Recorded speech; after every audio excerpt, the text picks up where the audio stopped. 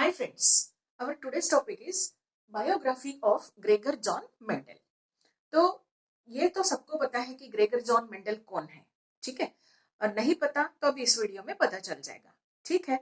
तो ये जो वीडियो है ये एक्चुअली बोर्ड 12th बोर्ड के स्टूडेंट्स के लिए है and those who are appearing for NEET UG examination, okay. And अगर वीडियो पसंद आए तो उसे लाइक करना है, शेयर करना है and subscribe to my channel and don't forget to hit the bell icon so that you can get the latest updates of my videos. Let's get started. तो टॉपिक को शुरू करने से पहले एक चीज हमको देखना पड़ेगा कि कंटिन्यूटी ऑफ लाइफ ये एक चीज है। मतलब लाइफ जो है billions of years ago existence में आया है। कई सालों पहले लाइफ अर्थ पे एग्जिस्टेंस में आया लेकिन अब तक वो चल रहा है। इसको बोलते हैं कंटिन्यूटी, ठीक है। उसके बाद में परपेचुएट होता है, मतलब आगे आगे बढ़ते जाता है लाइफ। एक इंसान जन्मा, उसने 2 बच्चे पैदा किए, उसने 2 बच्चे पैदा किए, उसने 2 बच्चे, तो इस तरह से ये परपेचुएशन चल रहा है, ठीक है। अब इसमें क्या होता है, ये क्यों हो रहा है? Because of the process of a reproduction. Is that clear? अब ये जो रिप्रोडक्शन की प्रोसेस है इसमें होता ऐसा है कि गार्डन पी प्लांट अगर है तो उसमें से गार्डन पी प्लांट ही निकलेगा। मतलब उसका जो सीड रहेगा, गार्डन पी प्लांट का जो सीड है उसमें से वही प्लांट निकलेगा, ठीक है। आम के बीज से आम का प्लांट ही निकलेगा, ओके। तो बीज बोया बबुल का, आम कहाँ से हुआ? बबुल का पेड़ बबुल के सीड में से ही उगेगा, वहां से आम का पेड़ नहीं उगने उगने वाला, ओके। तो इस प्रोसेस को बोलते हैं लाइक बिगेट्स लाइक। जैसे पेरेंट्स है, अगर पेरेंट्स ह्यूमन बीइंग है तो बच्चा ह्यूमन बीइंग रहेगा, ठीक है, कुत्ता नहीं रहेगा, ओके। अब इसको बोलते हैं लाइक बिगेट्स लाइक, ठीक है। आगे चलते हैं। तो 2 चीजें यहाँ पे और मेंडल्स बायोग्राफी पढ़ने के पहले कुछ थोड़ा सा इंट्रोडक्टरी है ये। तो ये एक चीज ये है कि हेरिडिटी करके एक चीज आती है। अब ये हेरिडिटी क्या है? There is a transmission of characters from parents to offsprings, ठीक है। तो कैरेक्टर्स जो है, माँ बाप के जो कैरेक्टर्स है, जैसे अपियरेंस है, जैसी आंखें हैं, जैसे बाल है, या प्लांट है तो उसकी हाइट है, फूल किस दिशा में उगते हैं, फलियों का आकार कैसे है, सीड्स का आकार कैसे है, तो इस हिसाब से जो कैरेक्टर्स है उनके, वो कैरेक्टर्स उनके बच्चों में आते हैं, ठीक है। This is called as a heredity. अब एक और चीज इसमें आती है, वो है वेरिएशन। अब वेरिएशन क्या है? The visible difference between parents and offsprings, ठीक है। अब ऑफस्प्रिंग्स क्या है ये मैं आपको बता देती हूँ कि सेक्सुअल रिप्रोडक्शन से जो ऑर्गेनिजम्स जन्म लेते हैं या फिर जो ऑर्गेनिजम्स पैदा होते हैं उनको बोला जाता है ऑफस्प्रिंग्स। एंड वेजिटेटिव रिप्रोडक्शन से जो भी ऑर्गेनिजम्स जन्मते हैं उनको बोला जाता है, वो क्योंकि वो पेरेंट्स के साथ में बहुत ही सिमिलर होते हैं इसलिए उनको बोला जाता है क्लोन। तो ऑफस्प्रिंग्स एंड क्लोन दोनों का डिफरेंस समझ में आ गया। अब आगे चलते हैं। तो वेरिएशन क्या चीज है? द विजिबल डिफरेंस, दिख रहा है बिल्कुल कि माँ बाप के जैसे, एग्जैक्टली माँ बाप के जैसे नहीं है बच्चे, मूवीज में ही होते हैं। डबल रोल जब होता है तो एग्जैक्टली जो हीरो है या एक्ट्रेस है उसी के जैसा उसका बच्चा या उसी के जैसा उसका भाई, ऐसा हो ही नहीं सकता, ठीक है। और ट्विंस भी है, आइडेंटिकल ट्विंस भी है तो भी फर्क होता है, ठीक है। तो visible difference between parents and offspring, और उन पेरेंट्स के, ठीक है, कपल है, उनके 2 बच्चे हैं, ठीक है। तो पेरेंट्स में और बच्चों में फर्क है, वो एग्जैक्टली वैसे नहीं दिख रहे हैं। दूसरी चीज, वो जो भाई बहन है या वो जो बच्चे हैं उनके ऑफस्प्रिंग्स है, वो ऑफस्प्रिंग भी एग्जैक्टली मैच नहीं करते एक दूसरे के साथ में। एंड तीसरी चीज, ये ह्यूमन बीइंग का एग्जाम्पल हम लोग देख रहे हैं, तो ह्यूमन बीइंग में एक्चुअली क्या होता है कि जो पूरा समाज है, ह्यूमन बीइंग का जो पॉपुलेशन है, उसमें भी इसी चेहरे के जैसे आइडेंटिकल चेहरा आपको कहीं नहीं मिलेगा। This is called as a variation, okay. The visible difference between parents and offspring among the parents of among the offsprings of same parents and among the whole species is called as a variation, ठीक है। तो science और study of heredity and variation is called as a genetics. ये जो term है, ये जो word है genetics, that was used for the first time by William Bateson in year 1906, ठीक। तो ग्रेगर जॉन मेंडल जो थे वो ऐसे इंसान है, पहले इंसान है दुनिया के कि जिन्होंने एक साइंटिफिक एक्सपेरिमेंट कैरी किया एंड उस साइंटिफिक एक्सपेरिमेंट के बेसिस पर कुछ पोस्टुलेट्स निकले हैं and those are called as Mendelian laws of, या फिर मेंडल्स लॉज ऑफ इनहेरिटेंस, ठीक है। तो ये ऐसे पर्सन थे कि जिन्होंने पूरी 19वीं सदी अपने नाम पे कर ली, ठीक है। एंड इनको एक्चुअली इन्होंने जेनेटिक्स के फाउंडेशन को रचा है, इसलिए इनको, या फिर ये जो साइंस है इनहेरिटेंस का, उसका उन्होंने बेस तैयार किया हुआ है, इसलिए उनको फादर ऑफ जेनेटिक्स बोला जाता है और बड़े रिस्पेक्ट से इनको याद किया जाता है, ठीक है। तो एक्चुअली मेंडल का एक्सपेरिमेंट होने के पहले लोग समझते थे कि पेरेंट्स के जैसे बच्चे क्यों दिखते हैं, क्योंकि उनका मानना यह था, ब्लेंडिंग इनहेरिटेंस करके एक थियरी हुआ करती थी, जिसका मानना यह था कि जो ब्लड है पेरेंट्स का, मदर एंड फादर का जो ब्लड है वो मिक्स होता है, या फिर कुछ तो ऐसा यूनिट है या कुछ हेरिडिटी यूनिट है जो मिक्स होता है, एंड मिक्स होने के कारण जो बच्चा है उसमें दोनों के कैरेक्टर्स दिखते हैं। लेकिन ये थियरी कभी ये चीज को एक्सप्लेन नहीं कर पाई थी कि व्हाइट हॉर्स है एंड ब्लैक हॉर्स है, तो उनका जो भी ऑफस्प्रिंग रहेगा that will be actually carry the colour of any of the parent, जैसे कि वो ब्लैक कलर का हो सकता है, ठीक है। तो ये जो वो ग्रे कलर का नहीं हुआ, तो ये जो थियरी है इस चीज को कभी एक्सप्लेन नहीं कर पाई थी, ठीक है। तो इतने बड़े इंसान का यहाँ पे बायोग्राफी स्टडी करना तो बनता है। तो let's get started with the biography. अब एक्चुअली यहाँ पे ग्रेगर जोहान मेंडल जो है वो, इनकी इनकी मदर का नाम था रोजीन, ठीक है। रोजीन एंड एंटन मेंडल, इनकी ये दूसरी संतान है। इनका जन्म हुआ था 22 जुलाई 1822, 22 जुलाई 1822। कहां पर हुआ था? हेजेंडॉर्फ करके एक प्लेस है ऑस्ट्रिया में, वहां पे इनका जन्म हुआ था। आज ये जो प्लेस है ये हेंसेनशे जैक रिपब्लिक में आता है, हेंसेनशे जैक रिपब्लिक। अब इसको लिखते समय थोड़ा प्रोनाउंसिएशन अलग है, स्पेलिंग अलग है। यहाँ पे सी जो है इसके ऊपर आधा चांद बना हुआ है, तो इसको ऐसे ही प्रोनाउंस करना पड़ता है, हेंसेनशे। ओके, तो इनका जन्म हुआ था ये 1822 में, ठीक है, 22 जुलाई 1822 में। इनके पेरेंट्स के बारे में मैंने बता दिया, अब इनके सिस्टर्स के बारे में बता देती हूँ। इनको 2 सिस्टर्स थे, एक का नाम था वेरोनिका एंड दूसरी जो सिस्टर थी उनका नाम था थेरेसिया, ठीक है। ये एक पुअर फीजेंट्स फैमिली, यानी कि ऐसी खेती, पुअर फार्मर जिनको बोलेंगे कि जिनके पास में बहुत ही कम खेती होती है, ऐसे परिवार में इनका जन्म हुआ था। तो इसके बाद में इन्होंने ग्रेजुएशन किया, ये खेतों में काम करते थे, वहीं से इनका इंटरेस्ट जो था वो जागा था। यहीं से कहीं ना कहीं एक निकल पड़ा था, एक साइंटिस्ट निकल पड़ा था अपनी जर्नी के लिए। तो क्या हुआ था कि इन्होंने बाद में Augustinian monastery of Brunn join कर लिया था, ठीक है, as a teacher, as a priest, ठीक है। अब ये क्या है ऑगस्टीनियन मोनेस्टरी, क्या होता है?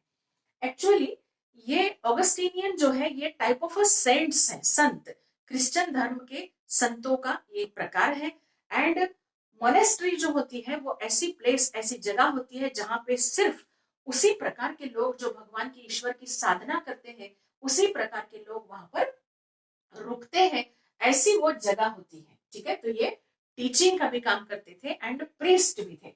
बाद में इन्होंने सोचा, ऑगस्टीनियन मोनेस्टरी ऑफ ब्रून ने सोचा कि इनको हायर स्टडीज के लिए भेजना चाहिए। तो हायर स्टडीज के लिए इनको भेजा गया यूनिवर्सिटी ऑफ वियना, ठीक है, यूनिवर्सिटी ऑफ वियना में इनको भेजा गया। एंड अपनी हायर स्टडीज इन्होंने कंप्लीट की हुई है, mathematics, physics and natural sciences, तीनों बहुत ही अलग अलग टाइप के सब्जेक्ट्स है, एंड इसमें इन्होंने स्टडी किया हुआ है। उधर से आने के बाद में इन्होंने अपना जो टीचिंग का काम था वो चालू रखा। ये प्रीस्ट भी थे, ठीक है, ये टीचर करके बहुत ही अच्छे जाने माने टीचर थे, और प्रीस्ट भी ये बहुत ही जाने माने प्रीस्ट थे, ठीक है। तो उधर से आने के बाद में इन्होंने 1856 में अपने एक्सपेरिमेंट्स चालू किए हुए हैं, ठीक है, 1856। तो ये जो एक्सपेरिमेंट है, जो जाने माने एक्सपेरिमेंट है दुनिया भर में, ये एक्सपेरिमेंट 9 साल तक चले हैं, 9 इयर्स, ठीक है। 9 इयर्स के बाद में, यानी कि तो 9 साल तक चले हुए एक्सपेरिमेंट के बाद में, यानी कि इट वाज ईयर 1865, ठीक है, इट वाज ईयर 1865 जब इनके एक्सपेरिमेंट कंप्लीट हुए, और इन्होंने एक पेपर पब्लिश किया। अब ये पेपर क्या होता है? रिसर्च पेपर, ठीक है। तो जो भी आप काम करते हो, जो भी आप साइंटिफिक वर्क करते हो, उसको एक पर्टिकुलर ढांचे में बिठाकर उसके बारे में लिखना पड़ता है कि आपने क्या क्या किया हुआ है। ठीक है, उसको बोलते हैं research paper. Okay, and Watson and Crick ने भी अपना रिसर्च पेपर ही बनाया था। अब ये जो रिसर्च पेपर है, ये रिसर्च पेपर किसी के सामने प्रेजेंट करना पड़ता है, तब जाके दुनिया भर में उसको जाना जाता है, उसके वर्क को या फिर उनके वर्क को पहचाना जाता है। यही तरीका होता है अपनी नई खोज को दुनिया के सामने लाने के लिए। जितनी भी खोजें हुई है दुनिया में, उसमें यही तरीका एडॉप्ट हुआ है या होता रहेगा। ठीक है, तो इसमें क्या है कि रिसर्च पेपर जो है इन्होंने natural history society of Brunn के सामने पढ़ा है 1865 में। ठीक है, नेचुरल हिस्ट्री सोसाइटी ऑफ ब्रून, इनके सामने इन्होंने ये रिसर्च पेपर पढ़ा, और पढ़ने के बाद में उसको बोलते हैं प्रेजेंटेशन। और पढ़ने के बाद में ये जो पेपर है ये प्रिंट होके आता है किसी जर्नल में। ठीक है, तो साइंटिस्ट लोगों के अलग अलग नामों से जर्नल है, जिसमें से स्कोपस जो है ये बहुत ही फेमस जर्नल है आज की तारीख में, हमको सबको पता है। तो ऐसे एक जर्नल में ये छप के आया था, प्रिंट होके आया था पेपर।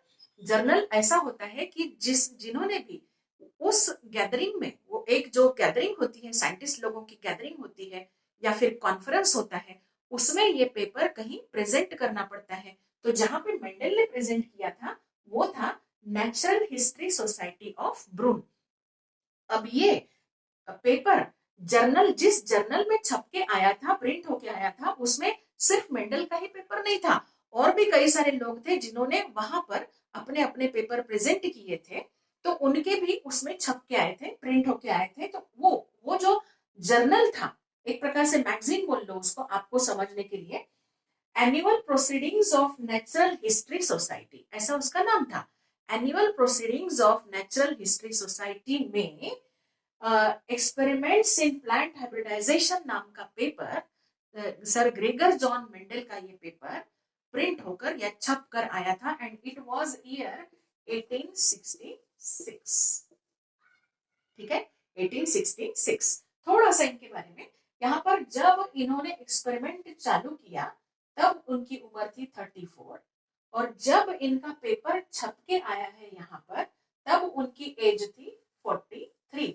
आंकड़ों का बड़ा सुंदर सा खेल इनके लाइफ में दिखता है थोड़ा सा, जैसे कि यहाँ पे आंकड़े जो है 56, और यहाँ पे हो जाता है पब्लिश जब हुआ या जब पढ़ा इन्होंने प्रेजेंट किया 1865। ठीक है, जब ये 34 इयर्स के थे तब एक्सपेरिमेंट चालू किया, और जब ये 43 के थे तब एक्सपेरिमेंट कंप्लीट हुए इनके।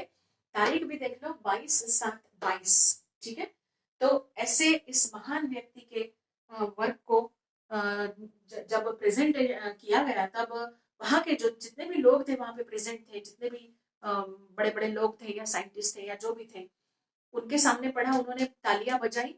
ठीक है, वाह वाह वाह, बहुत अच्छा काम किया। लेकिन किसी को कुछ भी समझ में नहीं आया। क्यों? क्योंकि the work was beyond the time. ठीक है, जब लोगों को माइटोसिस नहीं पता था, मेयोसिस नहीं पता था, जीन्स क्या होते हैं, न्यूक्लियस क्या होता है, कुछ भी पता नहीं था, उस समय का ये वर्क है जो टाइम के बहुत आगे होने के कारण उन लोगों को कुछ भी नहीं समझा। ओके, और एक्सपेरिमेंट होने के बाद में इन्होंने अपना जो काम है as a teacher, as a priest, ये जारी रखा, एंड 1884 में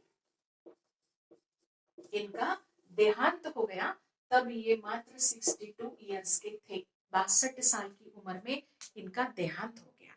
ठीक है, ये एक बहुत ही जाने माने टीचर थे, बहुत ही जाने माने प्रीस्ट थे, लेकिन एक बहुत ही जाने माने साइंटिस्ट नहीं थे। जबकि उन्होंने वो काम कर दिया था, लेकिन लोगों की समझ के बाहर होने के कारण तब लोगों ने उनको एज अ साइंटिस्ट करार नहीं दिया था। ओके, के मृत्यु के पश्चात 1900 में या 1900, ठीक है, इस ईयर में 1900, ओके, तो इस ईयर में मतलब उनकी मृत्यु के पश्चात 16 इयर्स के बाद में, ठीक है, Hugo de Vries from Holland. Okay, Hugo de Vries, generally ये जो डी वगैरह लगता है ना, ये रॉयल नेम्स रहते हैं, उनमें डी वगैरह लगता है। ठीक है, ह्यूगो डी व्रीज ये हॉलैंड से थे, एंड कार्ल कोरेंस। कार्ल वगैरह नेम्स जो है आपकी इंफॉर्मेशन के लिए जस्ट बता रही हूँ कि ऐसे नाम जर्मनी से होते हैं, तो उस हिसाब से आपको याद रखना है। H for Hugo, H for bullet, Carl for Germany, okay. And Eric Tschermak. अब ये जो एरिक शर्मैक थे ये ऑस्ट्रिया से थे, ऑस्ट्रिया, ओके, ऑस्ट्रिया। अब इनको एक दूसरे के बारे में एक दूसरे का कुछ भी पता नहीं था, ये कहाँ के हैं, ये कहाँ के हैं, ये कहाँ के हैं, लेकिन काम एक ही चीज पे कर रहे थे। जैसे एग्जाम्पल के लिए बता रही हूँ मैं आपको कि एक ही सिटी में रहने वाले लोगों का कभी कभी ऐसा हो जाता है कि एग्जैक्टली आपका जो ड्रेस है वो सामने वाले व्यक्ति ने भी पहना हुआ है, तो कपड़ों के बारे में ये होता है। वैसे ही एग्जैक्टली वैसे ही एक कोशिश कर रही हूँ मैं, तो रिसर्च के बारे में भी ऐसे ही होता है कि दुनिया में इतने जो लोग हैं उनमें से 2-3 लोग तो ऐसे रहते ही हैं कि वो वही रिसर्च कर रहे होते हैं जो दूसरा कोई कर रहा होता है। बस जिसका पेपर पहले पब्लिश हो गया वो बन गया, आगे आ गया वो, बाकी के रह गए वहीं पे, ओके। तो ये जो तीनों हैं इन्होंने एट अ टाइम, उस समय एट अ टाइम एक ही उसी टॉपिक के ऊपर काम किया जिसपे मेंडल्स का काम था, ठीक है। लेकिन बाद में इनके ध्यान में आया कि भाई ये जो काम है ये तो पहले ही किसी ने करके रखा है, एंड वो was Gregor Johan Mendel, okay. तो इनमें से ह्यूगो डी व्राइस जो थे इन्होंने उनका पेपर ढूंढा, ठीक है। कौन सा पेपर? जो paper natural history society of Brunn के सामने पढ़ा गया था, प्रेजेंट किया गया था, वो, ठीक है। वो जो पेपर था experiments in plant hybridization by Gregor John Mendel, ये पेपर इन्होंने ढूंढ के निकाला एंड उस पेपर को फ्लोरा नाम के जर्नल में 1901 में 1901 में पब्लिश किया, ठीक है। फ्लोरा नाम के जर्नल में पब्लिश किया, रीपब्लिश किया, ओके। कार्ल कोरेंस जो थे इन्होंने पूरा का पूरा उनका एक्सपेरिमेंट अच्छे से पढ़ा और उसमें से कंक्लूजन निकालकर पोस्टुलेट्स बनाए, ठीक है। कार्ल कोरेंस ने बनाए हैं पोस्टुलेट्स एंड उन पोस्टुलेट्स को हम बोलते हैं मेंडल्स लॉज ऑफ इनहेरिटेंस। मतलब मेंडल्स लॉज ऑफ इनहेरिटेंस ये वर्क मेंडल का है, लेकिन उसको स्टडी करके जिस तरह से उसका एक स्टेप बाय स्टेप अरेंजमेंट करके जो पोस्टुलेट्स उन्होंने बनाए हैं वो बनाए हैं कार्ल कोरेंस ने, ठीक है। तो ये दो लोगों ने बहुत ही अच्छा काम किया है, इस जाने माने व्यक्ति को एक आइडेंटिटी देने का काम इन्होंने किया है कि हाँ एक कोई ऐसा बंदा था कि जब कुछ भी लोगों को माइटोसिस नहीं समझता था, मेयोसिस नहीं समझता था, माइक्रोस्कोप नहीं थे, सेल नहीं, फिर न्यूक्लियस नहीं, कुछ भी नहीं समझता था, उस जमाने में इस व्यक्ति ने ये काम किया है। क्या काम किया है? There is a inheritance of characters from parents to offspring by the help of some hereditary unit to which he called as a factor। अब मैथमेटिक्स का आदमी ठहरा तो क्या सूझेगा फिर? फैक्टर ही। अच्छा हुआ इनके मतलब जो मैथमेटिक्स के लोग होते हैं वो अपने बच्चों का नाम फैक्टर 1 फैक्टर 2 नहीं रखते, अदरवाइज उनको वो जल्दी आ जाता है, तो उन्होंने भी उस चीज को फैक्टर ही बोला हुआ था। तो ये जो वर्क है ये लोगों के सामने जब आया तो तहलका मच गया कि इस बंदे ने कुछ भी अवेलेबल नहीं होने के बावजूद, हाँ जब ये वर्क रिपब्लिश हुआ ना तब लोगों को माइटोसिस पता था, मेयोसिस पता था, न्यूक्लियस पता था, डिवीजन पता था, लेकिन जब उन्होंने मेंडल ने जब पब्लिश किया था तब किसी को कुछ पता नहीं था। इसलिए फिर लोगों को अभी समझ में आया कि बाप रे, जब कुछ भी नहीं था इस बंदे ने ये वर्क किया तो किया कैसे। तो that was the biggest achievement, okay, और ऑफ ग्रेगर जॉन मेंडल। और जब मतलब जब एक एक फूल उड़ा ले गई हवा तब बाहर को मेरे घर का पता चला। कुछ ऐसा ही इनके साथ हुआ कि मृत्यु के पश्चात ही सही, चलो मृत्यु के पश्चात ही सही, लेकिन ये एक रिनाउंड एंड जाने माने साइंटिस्ट करके दुनिया में उभर के आए एंड इनको इसी रिस्पेक्ट के साथ में याद करना ही पड़ता है। अगर जेनेटिक्स पढ़ना है, जेनेटिक इंजीनियरिंग में भविष्य बनाना है, तो ये तो बेसिक चीजें हैं, ये तो आपको पता ही होनी चाहिए, ओके। तो ये इस वीडियो में इतना ही। नेक्स्ट वीडियो में मिलेंगे नए टॉपिक के साथ में related to the topic of genetics only, okay.